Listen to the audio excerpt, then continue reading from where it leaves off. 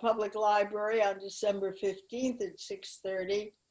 And it's the creative director of the Farnsworth Museum, Nellie Scarr, who is going to talk about an artistic reimagining of the Nassan passport for climate refugees. Now, she's putting it in the context of the 21st century. The passport itself was devised for stateless people and refugees in 1922 in the post-Great War Europe by Norwegian. So that's next week coming up.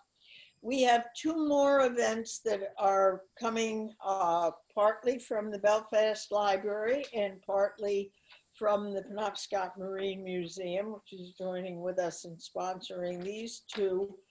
And you'll hear more about them in January. I don't expect anybody to remember anything from now until the end of January. However, Charles Langerbaum, who teaches at the Belfast High School, is going to, and has done a lot of research and writing on the topic of whaling, and is going to talk about the place of Maine in whaling and whaling in the Arctic. And he's going to be, and that's on January 28th, and it's a Thursday, which is not our usual day. And that'll be followed on February 4th by Paul d'Orsay, who's going to talk about Arctic exploration, science, and the Inuits. And it's probably, you know, that'll be Inuit driven. It may be our only experience with the Inuit. So that should really be very interesting for all of us. So that's Camden Conference, and that's a couple of community events, and there are more community events on the Camden Conference website. Dick. Dick has been studying and looking at Soviet and Russian affairs for longer than I care to put a date on. But he was in West Berlin at the height of the Berlin crisis and spent 30 years at the CIA. From 65 to 95, he was a senior analyst for Soviet politics and foreign affairs. Dick was a member of the board of the Camden Conference and head of the program committee for the 2004, 2005, and 2006 programs. So Camden Conference is home.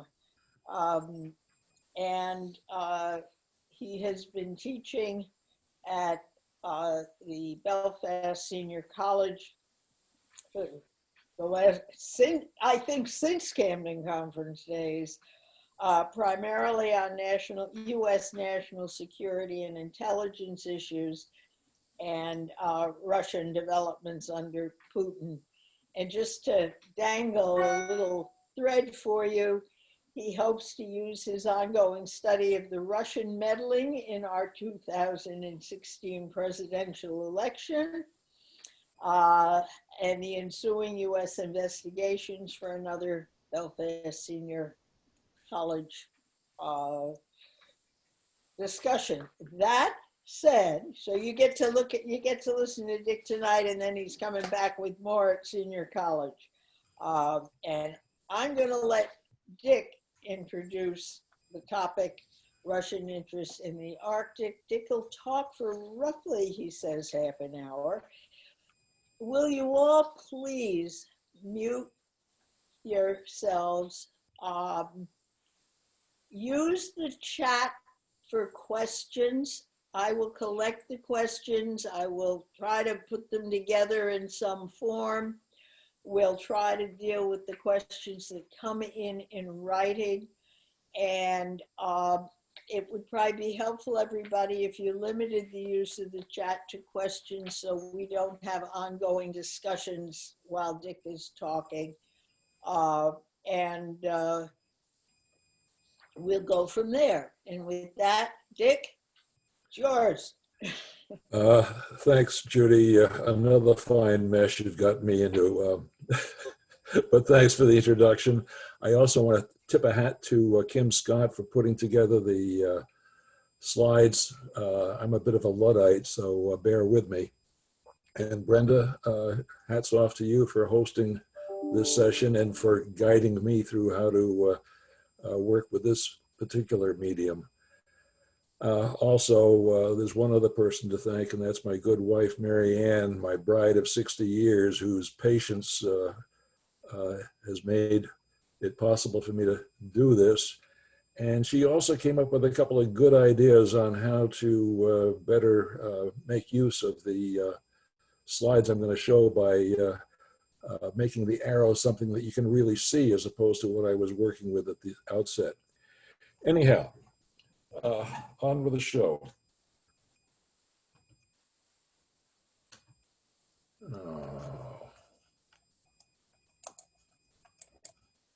Okay. The slide here of the Arctic region. The reason I put it up just to get us all oriented. We're looking down at the Arctic. The Greenwich Meridian is down at 6 o'clock. The 180-degree mark, the international date line, is up at the 12 o'clock. Russia, you can see on the right, the yellow, you see Canada and the United States, both in green, different shades. The reason why I want you to see this is because it illustrates the first thing that I think everybody needs to know, and that is that the Russian far north is immense. It covers some 2.1 million square miles, nearly a third of Russia's total territory. Now that's more than half the size of Canada, which has about 3.9 million square miles. It's also more than half of the entire United States, including both Alaska and Hawaii. Another way of looking at it, if you take a look for a second, the Russian far north, extends almost 160 degrees, almost halfway around the globe. From the borders with Finland and Norway at 32 degrees east, in here, that's what I was afraid of, all the way around to the Bering Strait up here at just a little bit beyond 169 degrees west. It's truly huge. It extends across 11 time zones, 11 out of the 24 on the globe.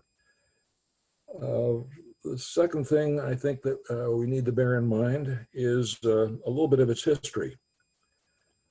The first recorded Russian voyage to the Arctic was in 1032, almost 1,000 years ago. That's when a chap, Ulyeb, from Novgorod, one of Russia's oldest cities, and about 100 miles south of St. Petersburg, here, that's when he discovered the Kara Sea, up here. Then over the next 5 centuries, Russian coastal dwellers from the White Sea, that's where Western aid for Russia arrived at Arkhangelsk during World War I. They explored other parts of the coastline, going as far as the Ob and the Yenisei rivers here in Western Siberia. They also established a few trading posts along the way as initial settlements, again in Western Siberia, just across the Urals from the European part of Russia. Then, during the 17th century, Ivan Moscovitan discovered the Sea of Ohotsk in 1639. Fedor Popov and Semyon Dezhnev reached the Bering Strait in 1648. Dezhnev also established a permanent settlement near Anadyr. If I can get that arrow to work. Okay, Anadyr here.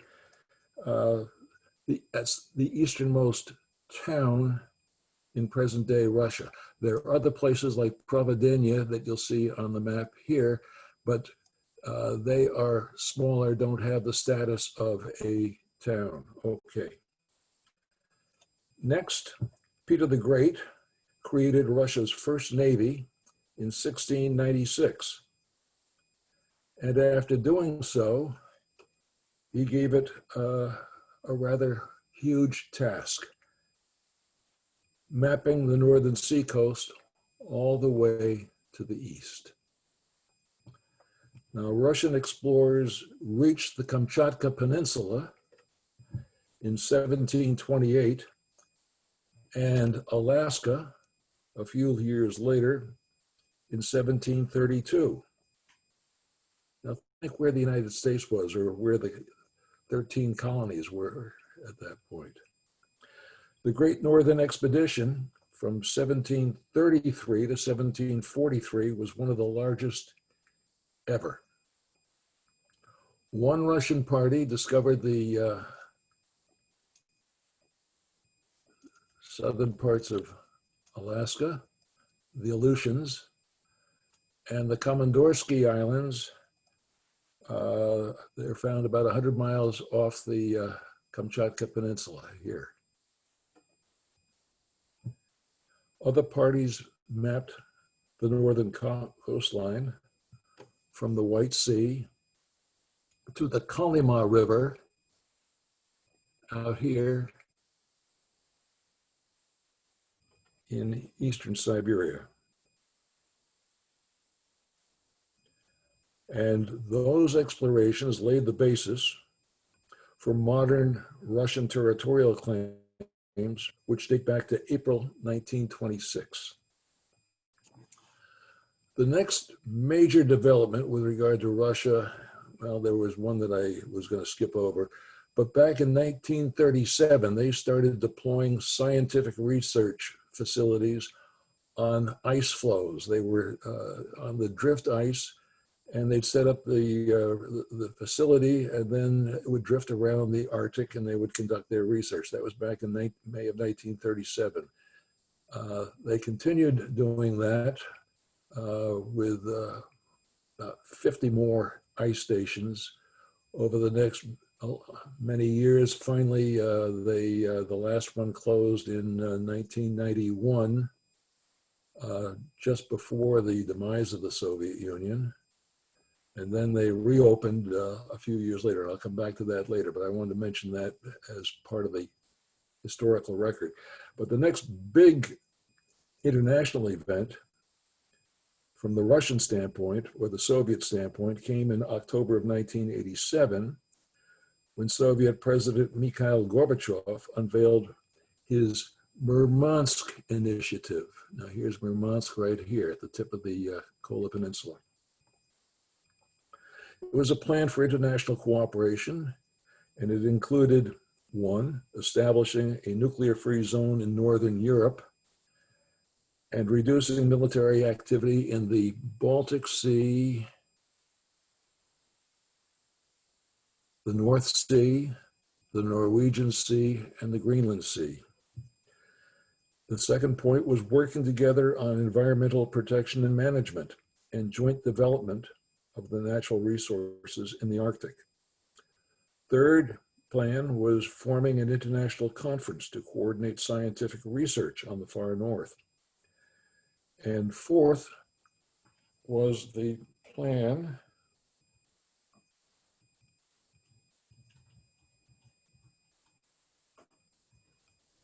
as I say, technology is not my friend, but joining forces to open the Northern Sea route, which extends all the way from the Kola Peninsula, where the border with Finland and Norway is found, all the way across the Russian seacoast to the Bering Strait and into the Bering Sea out here in the Far East.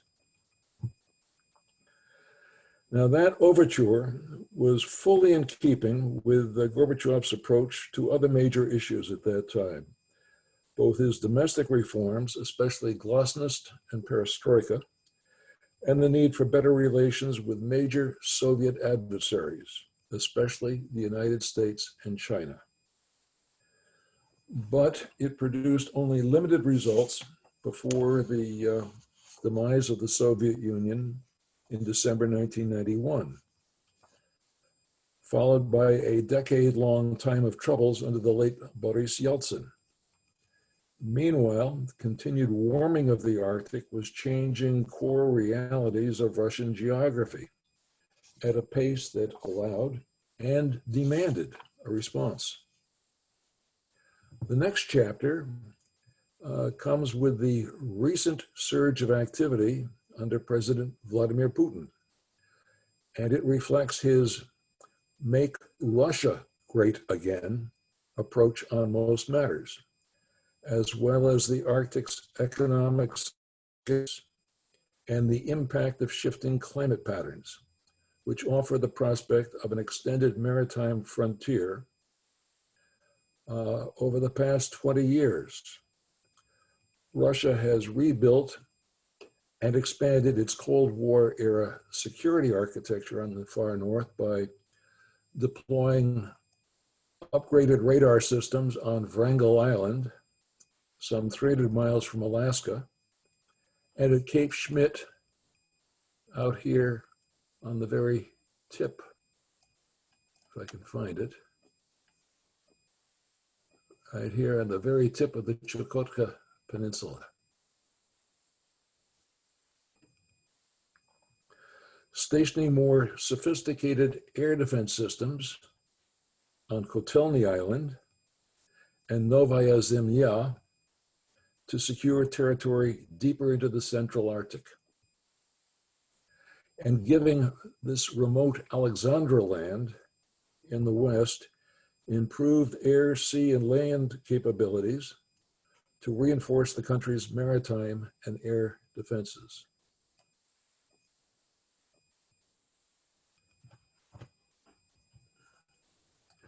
Russia also has significantly increased its natural gas production on the Yamal Peninsula, shown here, in Western Siberia, and mineral developments in both Krasnoyarsk Krai and Yakutia, two of the provinces found in Central Siberia. Now,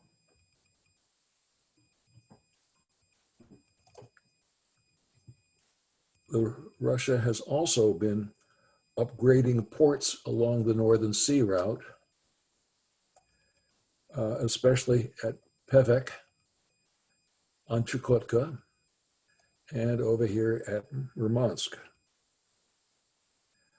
and at Sabeta. Those three ports have all undergone dramatic improvement. And airports, one also at Pevek, the others at Omderma, here near, just west of the Yamala Nenets region where the gas production is underway. At Chersky, also out in the Far East, in Yakutia, and at Keperveum, which is located at near Bilibino, and is one of, Bilibino is Chukotka's #3 city. And that's all done in conjunction with a plan that Putin announced back in 2008 for developments of the far north through this year, 2020. And then in May of this year, they came out with an upgraded, more forward-looking plan for development of their principles for the year 2035. A new 15-year program for improved land, air, and sea-based facilities along the Northern Sea route to improve its service to Northern Russia and points farther south. Now, the point I want to make is the geography has an immense impact on Russia. The country has nearly 15,000 miles of Arctic coastline. 6 times the approximately 2,500-mile coastline that we have around Alaska. But that it's still a lot less than what Canada has, with a 100,000-mile Arctic coastline, thanks to having so many northern islands up in the Arctic Ocean. Now, unlike Europe or the United States, Russian rivers seldom link agricultural zones and population centers or the interior to the coast. Most of them drain into the landlocked Caspian Sea, the constrained Baltic and Black Seas, or, most important of all, the ice-covered Arctic Ocean. Now, this feature has offered a measure of security over the years against invasions, but the Russians have long sought to break out of their encirclement.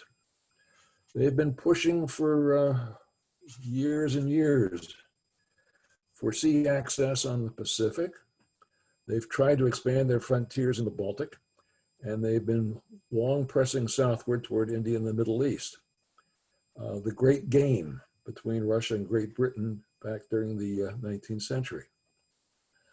And none of those activities eased their neighbors' concerns about a reawakening Russian bear. Nor does Putin's aggressive effort to control more of the Arctic seabed. For example, by using scientific expeditions to gather evidence of an extended Russian continental shelf, with rights, for example, to all the resources adjacent to the Lomonosov Ridge, shown here. An underwater mountain extending some 1,100 miles across the central Arctic. From a point near the New Siberian Islands, owned by Russia, to one close to the North Pole, and then south again to Ellesmere Island, which Canada has. Ellesmere Island on the North American shelf. And here you can see some of those islands I mentioned just a moment ago that add to Canada's coastline in the Arctic region. Now, looking forward, it seems to me that the thawing of the Arctic presents opportunities and challenges that could reshape Russia's relations with its European and Asian neighbors, as well as with the United States. Climate change is allowing better access to the Russian far north and more reliable transportation of key commodities out of the area. Coastal navigation along the Northern Sea route starts earlier in the year, it lasts longer, and it's now reached a point where some passages have little need for icebreakers. The Russian far north accounts for more than 10% of the national GDP and some 90% of the country's natural gas productions. So it's crucial. It's also a major contributor of strategic minerals, including nickel and palladium, and potentially platinum. LNG from the Arctic has been shipped to as far away as India. And this year saw the first shipment of Russian Arctic oil to China. In addition, Moscow plans to develop large ports at both ends of the Northern Sea route. Murmansk, close to the Norwegian border, and Petropavlovsk-Kamchatsky,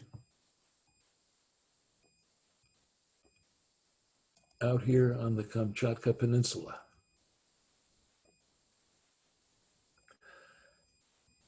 Now, those ports will allow ice-class ships to navigate along the Northern Sea route to one end, either Murmansk or out here, down on the Kamchatka Peninsula, at which point they would transfer their cargoes to traditional vessels for the rest of the way to Europe or Asia. Beijing has shown a strong interest in using the Northern Sea route, while becoming a major funder and consumer of the Russian Arctic natural gas production. Tokyo and Seoul also appear interested in using the NSR and tapping Russian resources. And Finnish companies are cooperating on a possible undersea fiber cable through the Arctic from Northern Europe all the way to Japan. However, opening the Arctic poses serious challenges and risks. While Beijing has been funding Russian Arctic resource extraction, it has its own energy explorations in the Arctic. It's also exploring ways to bypass the NSR, or at least the Kremlin's rules governing its use. China's reach into the Arctic matches its push through Central Asia and via the Indian Ocean. Its Belt and Road initiative that Matt Ward talked about last month, wrapping around Russia and its traditional areas of influence, and thus likely to compel some response from Moscow eventually. Moreover, the Russian moves to strengthen their defenses in the far north have reawakened the United States and Europe to the strategic threat they face, prompting them to step up military operations of their own in the Arctic region and to reposition their forces to match the Russian buildup. So what was once largely an impenetrable wall of ice protecting Russia's rear is becoming somewhat of an open avenue, a long coastline with very little infrastructure. This is a shot of Tixi, at one time an important seaport and a key military garrison about 2/3 of the way across the Russian far north towards the eastern end there on the Chukotka Peninsula, 2/3 of the way across. It was once, as I say, a very important location. Today, the town is in shambles, with most of its declining population hunkered down, just hoping that somehow things will get better eventually. To sum up, the Russian Arctic is a largely empty space, not even one person per square mile. Now, here in the United States, we've got 100 per square mile. The Kremlin is offering incentives to increase migration to the region, to start up businesses there, and the like. But the far north remains inhospitable and difficult territory. The poor quality of the construction and maintenance of Soviet-era facilities add to the cost of any future development. The approximately 2 million people scattered across northern Russia may be the largest population in the global Arctic. But this is a far cry from what is required to develop and sustain a broad economic base in the region or provide adequate security along a rather empty coastline. Now, a few basic questions before you get a chance to ask yours. Where does Arctic development fit within the Kremlin's overall scheme of things? As I said earlier, Russia was once a leading pioneer in the Far East, especially on the scientific front, but it let things slide for over a decade after the collapse of the Soviet Union in late 1991. And the Putin government will have problems enough for some time, given its troubled relations with some European neighbors, expanded activity in the Middle East and North Africa, and a China still on the rise, along with Russia's many difficult issues on the home front. To what extent, if any, will the ongoing shift in Arctic geography prompt a reassessment of Russia's international relations and national priorities? For example, how will Moscow respond to increased foreign activity along the northern coastline? Will the Russian security services, especially the FSB, the present-day KGB, express even more heightened concern about foreign actors stirring up indigenous populations, seeking to undermine Russian security? How rigorously will the Putin government restrict new foreign investment and economic activity in Arctic Russia to, quote, ensure, unquote, the country's interests? Where will Moscow find enough funds for its ambitious plans for the Arctic, developing infrastructure, resource extraction, transit safety, and security, all requiring increased expenditure? The Russian far north is a critical component of the national GDP, but it doesn't have enough resources to pay for its own needs. Yet for the Kremlin, Arctic development is not an option. To the contrary, it is increasingly a necessity. How will the Putin government strike a proper balance between competing objectives highlighted in his basic principles for 2035? For instance, ensure Russian sovereignty and territorial integrity, or preserve the Arctic as a region of peace with stable and mutually beneficial partnerships. Guarantee high living standards and prosperity for the people of the Russian Arctic zone, and develop that region as a strategic resource base, and then use it to speed up national economic growth. Or protect the Arctic environment, the primordial homeland, and the traditional way of life of the indigenous minorities in the Russian Arctic. Those first peoples number about 250,000. About 0.2% of Russia's population, inhabiting about 2/3 of its territory. They include some 40 different groups, so varied and diverse that it would be a disservice to try to provide a cultural overview of them. But in any event, they are not a proper target for any sort of a one-size-fits-all policy put together by the ruling powers in Moscow, who show very little interest in consulting the wishes of their subjects. Finally, the Putin government wants to modify the existing Russian weapon systems and design new ones for Arctic conditions. Now, the Russians may have a head start in rebuilding their Arctic defenses and in deploying and building icebreakers. But in the global naval race, they remain far behind the United States and China. New naval development will need to take Arctic operations into consideration, not just through the construction of over a dozen new icebreakers, but from the design of the ships themselves. A long coastline with increased maritime traffic will require a more robust observation and communications infrastructure, all linked into territorial defense and search and rescue.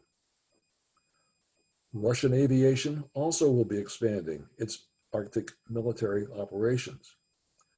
For example, using heavy drones to conduct air surveillance and deploying additional fighter aircraft to the far north, and experimenting, as during the Cold War, with temporary airfields on the ice to ensure expanded operational capabilities. None of this is going to come cheap, especially when the Russian defense budget already faces a 10% reduction due to the continuing low prices for Brent crude oil and LNG. Now, there's one more question. How long is Moscow's present window of opportunity in the Arctic likely to remain open?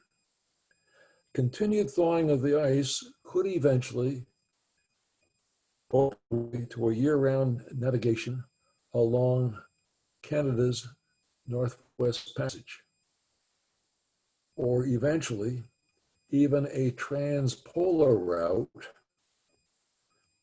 from the Bering Sea to the North Atlantic.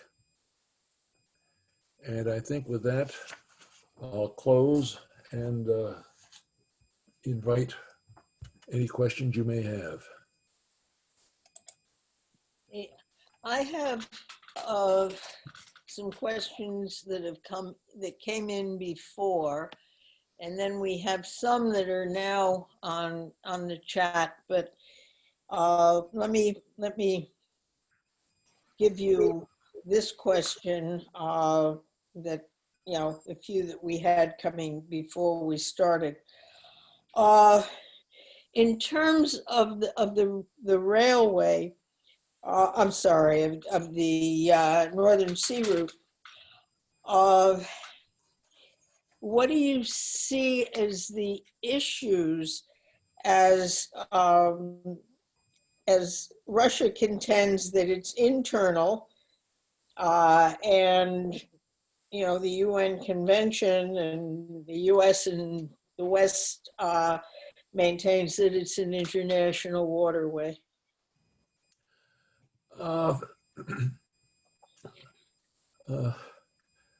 That may depend partly on which side has the better legal brief. I'm not an expert on law of the sea and such matters, so I really can't predict which way the UN will rule. What I would say is that from what I have seen of Vladimir Putin's behavior over the past 20 years, I think he's a firm believer in you don't back up, you hold on to what you've got. And I don't see Putin, I don't see any likelihood that he's going to wind up agreeing to the US position. If you take a look at how he has responded to sanctions imposed over the behavior in the southwest Ukraine over the past 6-7 years now, I don't see where lacking a willingness to use force to coerce and accept in the event that the UN does rule the way the United States views it and some of the other Western powers do, absent a willingness to use force to compel Russian acceptance of such a ruling, I don't think you're going to get anywhere. Not with Putin. Somebody else, eventually, maybe so. But Putin is not one who is willing to back off. That's my own feeling on it. I guess that leads to the question about Russia's military actions in the region. Yeah, my sense is that the Russian behavior, the Russians view it as reasonable and defensive. They feel more vulnerable than I think most of us here in the United States can sense. That said, they also have a way of where they feel that they have the advantage, they will be, I would say, aggressive or even belligerent. And you can see it in the way in which, for instance, they recently harassed some of our fishing boats out in the Bering Sea, just off the coast of Alaska. The Russians had a military exercise scheduled there. And as far as they were concerned, they had the right of way and they had the guns. I mean, it was, I remember one of our earlier visits to Maine before we moved up here. This was back in the 70s, where we met some fishermen over at Bar Harbor, and they were going out in their fishing boats armed with rifles to fend off the Russian fishing boats that came in with huge dragnets and so on, and were scraping up all the fish, or as many as they could get. The Russians don't play nice. in my, I've never met a Russian personally that I didn't really enjoy his or her company. But as a group, when they feel they've got the advantage, they press it, and they don't play by the Marcus of Queensberry rules. That's not to say that we always do. I know we don't. But Russian military behavior, you're going to see certainly. Let me rephrase it. They shot down a hell of a lot more of our planes during the Cold War than we shot down of theirs, if any.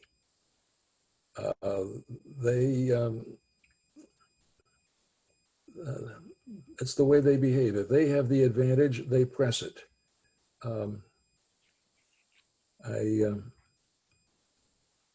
I just don't see it any other way. I feel that they think they're being defensive, but if we send any naval vessels, give you an example, the way in which they harass our ships in the Black Sea, the way in which they as well as the Chinese, don't play by the Marcus of Queensberry rules, or the incident. They don't even adhere to the incidents at sea accords that are designed to curtail bump and scrape operations in international waters.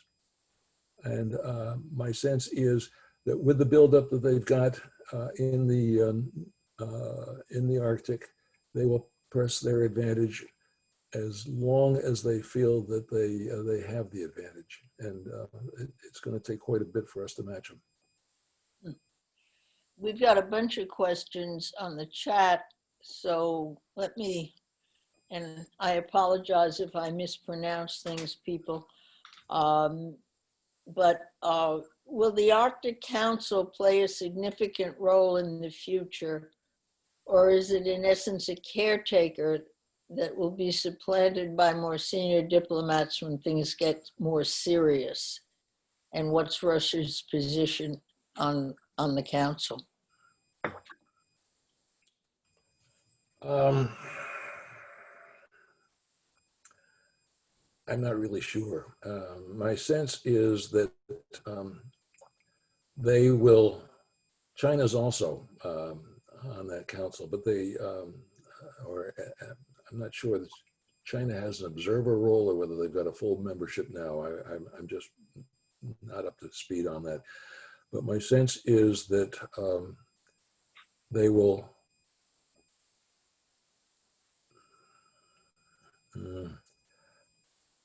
feel as if to some degree they are outnumbered by the United States, Norway, and others, but they will try to drive wedges between us, and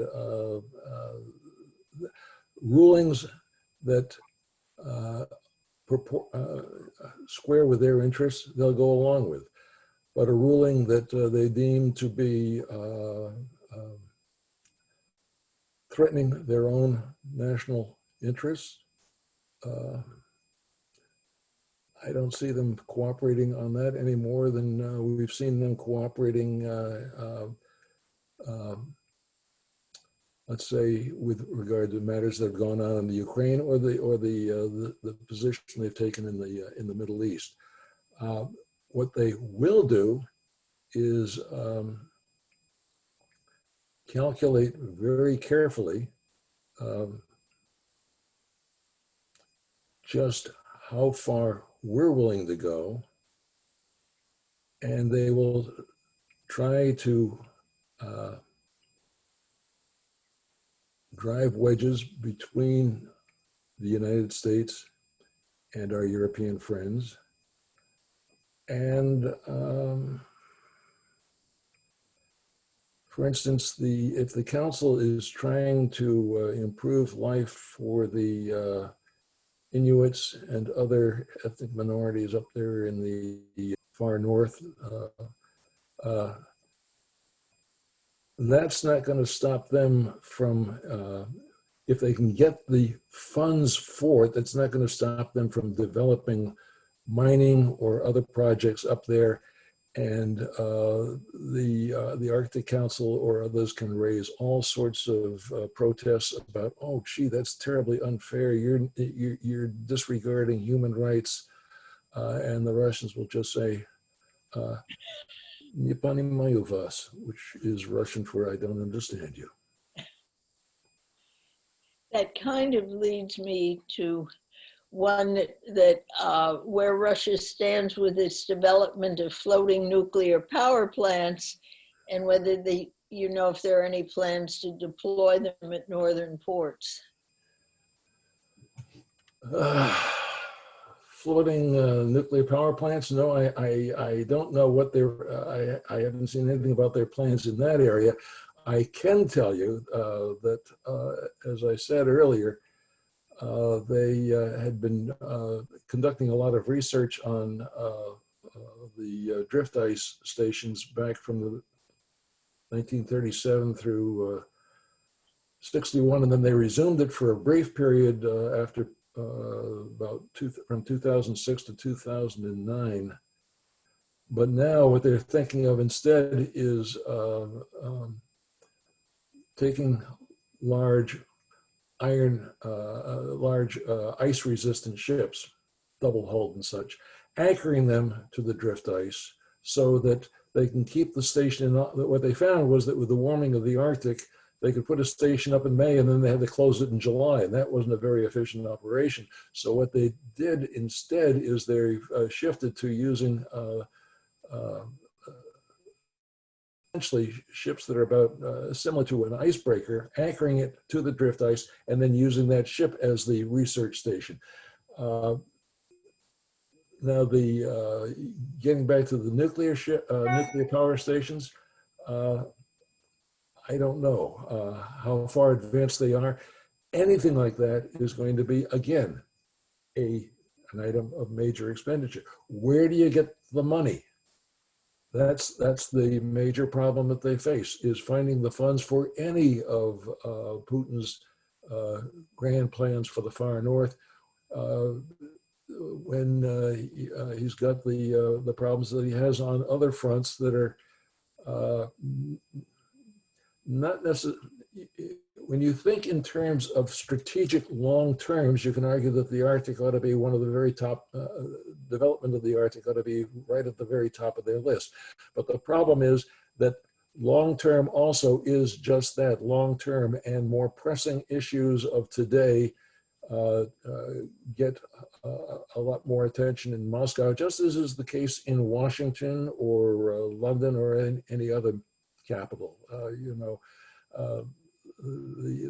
In most cases, my sense is that in most cases, the politicians are concerned about the problems with which they're going to have to deal during their prospective term in office. And where Putin maybe has an advantage or disadvantage in that he could be around with the constitutional changes they're thinking of. He could be around until 2036, which would give him a heck of a lot more job security than anybody here in the United States. But even so, he's going to have more pressing issues to deal with. And the Arctic planning, nice to work on when you've got time and when you've got the funds. But right now they haven't got the funds. And as long as Brent oil and prices remain, when the prices are down at somewhere between 40 and 55, and they need to be up around 120 for the Russians to be able to fund these expensive programs that they would love to get involved in, I don't see it. I may be surprised, but I don't see it. I have a question here that begins with a sentence in Russian, and I have no intentions of even attempting to read it. Put it up and I'll try. Well, I think you've got it. Susanna Hancock, it's yours. I can't, would you like to come on and ask it? No, I just спасибо за отличную презентацию. I can't even speak right now. So that just says thank you for the great presentation for everybody else. But the rest of my questions in English. Oh. We'd ask that. I was just going to ask, I was interested in some of the questions that have since been discussed, but I was just wondering about Russia still having a legacy of suspicion with regarding to the Cold War and what its and its approach in international policy, and how that's affecting how it carries that level of suspicion that it still has moving forward when interacting in international cooperation. For example, its efforts in the global circles on climate change, and yet Russia still does not disclose its pollution levels in the Arctic, or how it has declared China as a strategic in Arctic affairs, which is contentious with China not being an Arctic nation, but China is now claiming an Arctic nation as a result of Russia. And so I was just wondering about how some of these decisions team up with its legacy that it still has, and how that affects international cooperation. Okay. Let me take the China question first, and then I'll... Would you like to translate the Russian for us? Spasibo was thank you for the presentation. Oh, okay, sorry. But the point I would make is that what you have to understand, what I have to understand, what I have to do, what I tried to do during my years at the agency, for which I sometimes got a little bit of hot water, to my mind, in order to talk about what the other side is doing, you've got to pick yourself up and walk around and sit on his or her side of the table. Look at the world, or look at the issue from their standpoint, in order to understand why they're doing what they're doing, and then work from there. Under those circumstances, to my mind, we in the West we just cannot fathom the degree to which, from Putin's perspective, the demise of the Soviet Union was, in his view, the worst tragedy of the 20th century. Now, you got to understand, he was sitting in an office in Dresden when the East Germans were out there about to storm the barricades, and he thought he might not survive. It's kind of like the feeling I had in October '61 in Berlin, when we were issued the incendiary grenades and told that in a couple of minutes we were going to have to destroy the base. We were up on the 6th floor of a tower. Our Air Force buddies down on the 4th floor had the same instructions, and the only way out of there was down one spiral staircase. Well, you can calculate the odds as to whether or not we're going to go home safe that night or not if the balloon went up. That's his moment of truth. That's his turning point, is what happened in Dresden back in the fall of 1989. And he has been embarked. He came home and saw all the turmoil. And as I say, I refer to it as a time of troubles, but it was really chaotic what went on in Russia after the collapse of the Soviet Union at the end of '91. And he lived through all that, first of all in St. Petersburg and then in Moscow. And it was gangster capitalism, where you had guys being oligarchs wiping out each other. Marianne and I were at the Penta Hotel in November of '92, and you saw all these guys with huge armpits because they were the bodyguards with the Uzi under each shoulder. It was the Wild West then, and that is Putin's personal background, is living through that. The result is he felt that Russia was enormously disrespected by the United States and the West, by carpetbaggers that went in and told them how to do everything right, guys from Harvard and other well-known academic centers. Probably some guys from my alma mater, the Russian Institute at Columbia. But the point is, from their standpoint, we rub their nose in it. And that's why,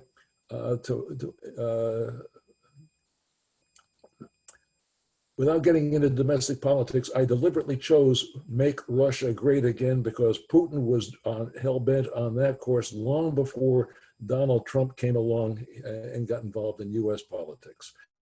I don't want to go any further down that road, but that's Putin's background. That's what he still carries around in the center of his mind, I think, is what do I have to do to restore Russian prestige? What do I have to do to get respect from the world outside, as well as retain the support of those people who, however much they may not necessarily like my Russia, it's not as bad as the Russia of the 1990s as far as their individual lives are concerned. Yeah, a guy like the guy who was poisoned there, Navalny, is targeted, or some KGB traitor who wound up working for the Brits or for the US intelligence. We may be guilty of trying to poison them on foreign soil, but man, that doesn't touch me. I'm touched by whether my life is good, bad, or more indifferent than it used to be. And for most Russians, bad as the situation is, it doesn't affect them as directly as what they lived through during those years under Boris Yeltsin. And that gives him the freedom with which to be as antagonistic, provocative, whatever, as he is on the world stage. So you mentioned laying a cable along the Northern Sea route. And the question is whether that's purely a Russian Arctic infrastructure project, or does it have any other economic? Oh, no, that's something that largely is being funded by Finnish companies and other, both, I would dare say, that it's both European countries on the one hand and the Japanese on the other. They want better communications, and this fiber optic cable would be a means by which to have that better communication. And the Russians are perfectly happy, I think, to have it laid across their Arctic along their Northern Sea route. Especially in that they will undoubtedly charge some rent for the usage of their territorial waters. So it's a win for them. Also, it serves to undermine. It's another case of, oh yes, we want to impose sanctions on the Russians for their horrible behavior in Ukraine, except when we can make a nickel going in the other direction. The same thing is true with regard to the efforts to keep going with the what is it, Nord Stream 2, the gas pipeline from Russia through the Baltic, circumventing Poland and Ukraine as way stations along the route. And the Germans, I think with the poisoning of Navalny, the Germans, the Merkel government has changed its position for the moment. It's backed off a bit on that project. But up until then, whatever was going on in southwestern Ukraine and whatever sanctions were being imposed by the United States and the European Union, well, yes, but this is different. This is something over here, because it was in Berlin's interest to proceed with that particular project until the guano hit the fan, if you will, over the Navalny poisoning. And only because he was flown out to Germany for rescue treatment. Had the Russians been able to keep him in Russia, I doubt if the Germans would have backed off on the Nord Stream project. And that's the way that we all do business. Business is business. Okay. That said, Uh, is there any place then that you see uh, for any kind of a Russia-US dialogue relative to this part of the world? Well, I recently read a piece that was done by a fellow by the name of Ken Yalowitz and a fellow by the name of, his last name's Virginia, but Ken is a classmate of mine from the Russian Institute at Columbia back in the early 60s. It was the first time I'd seen his name since I ran into him at the embassy in Moscow back in '92. But Ken points out a couple of things where he thinks there is a chance. One of the things that he's really anxious to see revitalized would be military to military talks between the United States and the Russians. And the reason for it is he thinks it is absolutely essential that the military guys on both sides, they've seen what happens when things get out of hand. It's not, if you'll pardon my saying so, it's not the, on the Russian side during when they finally got into the war with Germany back in 41, every Russian family paid a price, no question. And the Russians, as a consequence, they've got steeped in their psyche the horrible impact of war, because it was fought primarily, World War II was fought, I won't say exclusively, not at all, but most of the fighting was on Soviet territory or the areas of Eastern Europe that were being liberated eventually. They've got a long, strong memory of it. And the one comparison I can make is, for instance, if you compare the way they continue to celebrate VE Day as opposed to the way we do. We pay a little attention, and we pay a little attention to VJ Day. But I've seen, the last time I was over there in 2012 on a hunting trip with our son, we were in St. Petersburg on VE Day. And they had parades, and they celebrated the veterans who were still alive. I mean, they were national heroes. And because they had paid the price. And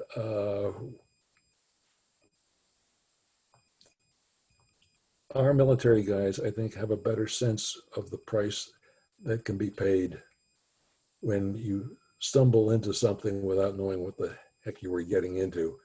A much better idea than so many of our civilian leaders, relatively few of whom have ever had to offer a salute, let alone pick up a rifle and go into combat. That's military to military talks. They would be an improvement because they think that they could speak more frankly to each other than politicians are likely, or others are likely to do.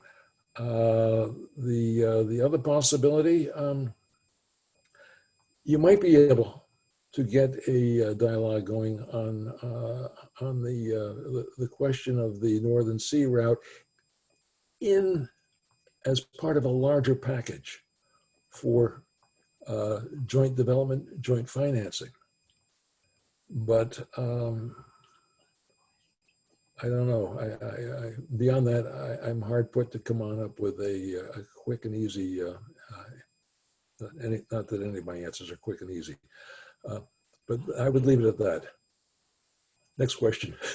I have one last one, and then if there's anyone who would like to pitch in, who's here, I'm not even going to try a hand because I'm not sure that'll work, but if you have a question, please feel free to ask it. The last one I have on my list here says, can you please recommend a good, easy to read book on the history of Russia? Or would you like us to post one somewhere? Actually, it's out of date. It's I think one of the best, one of the places to start would be Mikhail Florinsky's 2-volume History of Russia. And the reason why I say it, it's 2 volumes. It goes on. And Florinsky taught, his last course was my first semester at Columbia back in the fall of '62. But the point is, Florinsky is the one historian that I know of who was willing to, and he was a native from Russia. I won't give you all the business about his background, but he was the one who was entertaining as well as well-informed, and he would end his chapters on, for instance, Peter the Great or Catherine the Great, as explaining why they weren't that damn great for Russia, because of the wars they got Russia into and the way in which they wound up bankrupting the national treasury. And he had a way of, to my mind, swimming against the tide in terms of being willing to speak heresy, not because he was anti-Soviet, he was, but this was his treatment of Russian history up to the point where Russia got into World War I. I mean, that I think is where his 2-volume ends. Beyond that, the person I would recommend more than any other is Fiona Hill. She, if you remember, testified in front of the hearings on the Trump relationship with Ukraine back in the summer of 2019. And she called it right down the line in that she stated, and I totally agree with her, that the number one objective was not to help Donald Trump get elected. The number one objective that Putin had in mind was to cause chaos here in the United States, because a United States divided with all sorts of chaotic clamorings from one side or another was a US that would not be as strong an adversary as one that was well united. And she got that one right on the nose when other people were going back and forth as to whether or not believe me, the Russians meddled to a fare thee well, but they also left enough breadcrumbs to make it clear that with Trump elected, there was all sorts of evidence that could be used against Trump to spark, in part, the investigations that went on for the next couple of years. And some of the breadcrumbs never been satisfactorily explained. They've not even been looked at. Stay tuned for my next course at the Belfast Senior College after John Durham comes out with his report. That's all I'm waiting for right now.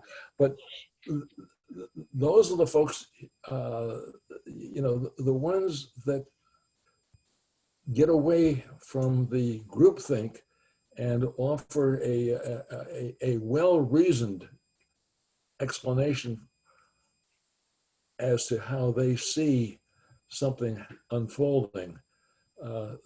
That's what I'm looking for. And I think that Fiona Hill, she, just by way of, she co-authored with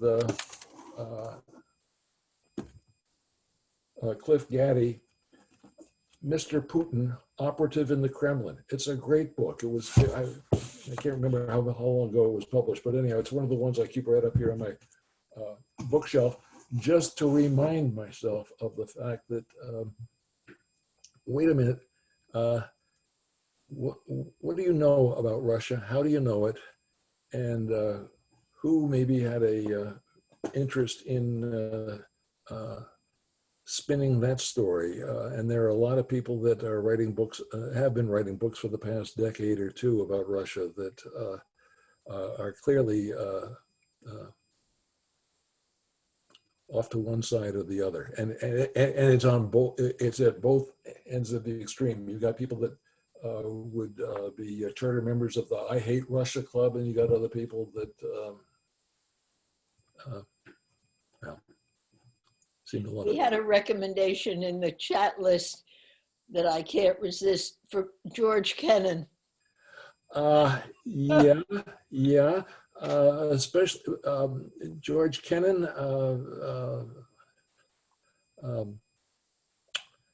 Yeah. The thing that what you also need to know, not about Kennan, but what you need to know also is that there was a point at which the U.S. government closed down all of its files on Russia because we were preoccupied with something else, so we didn't want to have any negative information about Russia. I think at that point, Kennan was fighting that effort. Later on, I think he was more, well, I'm not a diplomat. He is. I'm an intelligent. I'm one of the. I'm an American Putin lookalike. I'm an intelligence officer, and I think I'll stay that way. I am not a diplomat. I've got proof positive of that in the way in which we from the agency didn't know the diplomatic niceties when we went out on one particular session where we were involved in a lot of diplomatic cocktail parties and so on, and we didn't realize that ambassador got up to leave. Everybody from the U.S. side was supposed to get up and troop the hell out of there, and we stayed around for another round or two of drinks, which made for great conversation with my Soviet counterpart from the KGB, a fellow by the name of Yuri Perfilyev, but also got the whole our whole team sort of read the riot act the next morning because they didn't tell us, and we didn't know. Anyone in the room have a question? I do. Okay. Speak up. Hey, so I look at Russia Today as a news source to compare against BBC, and I was curious. I was curious about what your opinion of that is, and if you have any other news sources that you would recommend. Russia Today is a propaganda arm for Putin and his government. I mean, it is the present day version of Pravda or Izvestia that I used to read years ago. Sources, oh boy. There are a couple of newspapers that are worthwhile that are published over there that are still being published.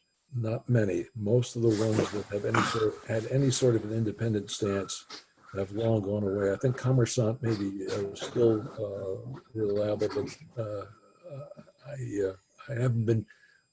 I've been working on, as I say,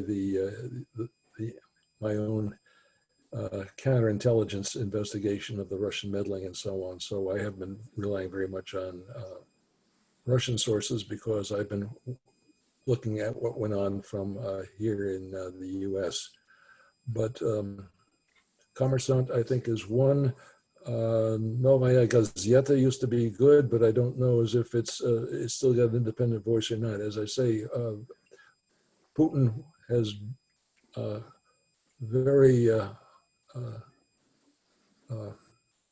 been very effective in closing down or buying up any publications that were independent and then bring them to heel. And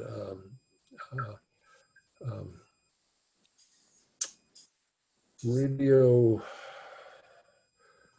Free Europe and Radio Liberty, but they're not Russian sources. They're quartered in Prague. We used to fund them. That was a long time ago. In fact, no, I won't go into that. Other sources, other Russian sources, gee, I don't know. Sorry. I'm going to call you up. If I got one more here, and then go ahead. What is standing up to Putin? What would that mean, given your description of Putin and his unwillingness to back down? What would it mean to stand up to him?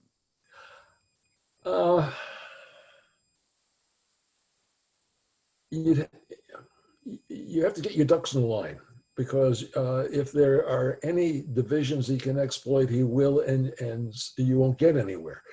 I think if you, and that's where I find that the damage that we've done to our relationship with our allies is over the past several years is unfortunate. Never mind the fact that they were eating our lunch and our dinner. The way in which our purported allies were willing to let us pay the lion's share of NATO and so on. I won't, but you've got to, you need national unity, which means both sides or all sides here in the US need to tone down their screaming at each other. We need to be done with our playing, have you heard the latest conspiracy theory on one side or another? And this was the point that Fiona Hill was getting at, is our internal divisions are the best weapon that Putin has in his arsenal in terms of dealing with us. He's able to exploit them greatly. If we were to present A, united front here at home, B, a coalition of like-minded folk around the globe, then I think you can have some effect on Putin. But as long as we're essentially each one out for ourselves, you're not going to get anywhere. He doesn't at present have the sort of the divisions within his society at the surface like we have here. That doesn't mean that he's universally loved. He isn't. And there was a period where he was very vulnerable back, 8, 9 years ago, where the Russians were beginning to get a sense of the degree to which his rule was all for the benefit of his cronies and so on. And the local police were that was a society that was really ripe for a defund the police operation if anybody had been in a position to advance such a policy, because the local police were the biggest suppliers of drugs. They were the biggest criminal enterprise in one town after another across the country. But you didn't have people who were organized in a position to be able to take advantage of the disenchantment with him. And then, however much we are unhappy with his behavior in Ukraine, man, that was a winner for him, because he was again demonstrating his willingness to champion Russian interests. Russia, the Crimea was Russian. It belonged to Russia. It should have been Russia. Khrushchev gave it away in 1954, and Putin got it back.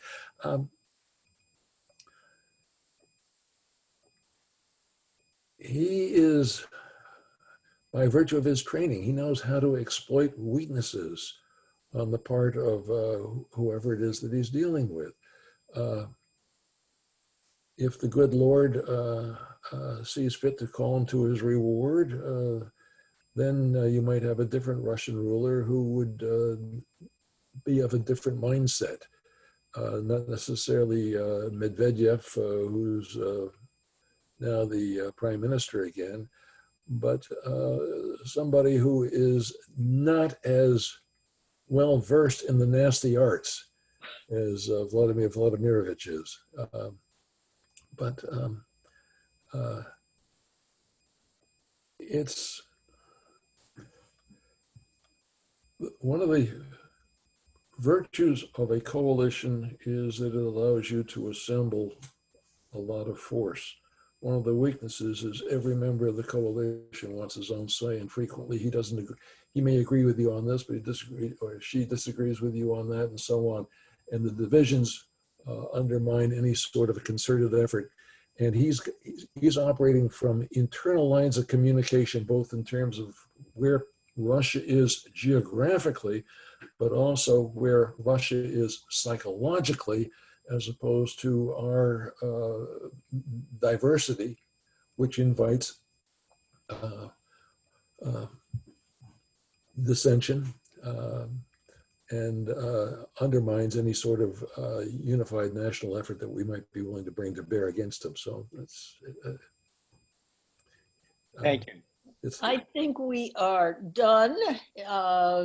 If we were in the library, it's library closing time, everybody. Oh, yeah. Jake, thank you so much. And thank all of you for joining us. I hope we see you again at another community event, and again in February. And thumbs up, everybody. And thank you, Dick. Well, thank you. It was quite a bit of work because the Arctic is not exactly the topic I'm most familiar with. So it was quite a bit of work to figure out what it was that I was going to try and say. But I've had fun. So, and we know Judy knows I love the sound of my own voice. Thank you all for coming. All right. Do svidaniya. Thank you, everybody. Thank you, Dick. Thank you, Judy. Good night. Thank you, Brenda. Good night. Thank you all. Good night.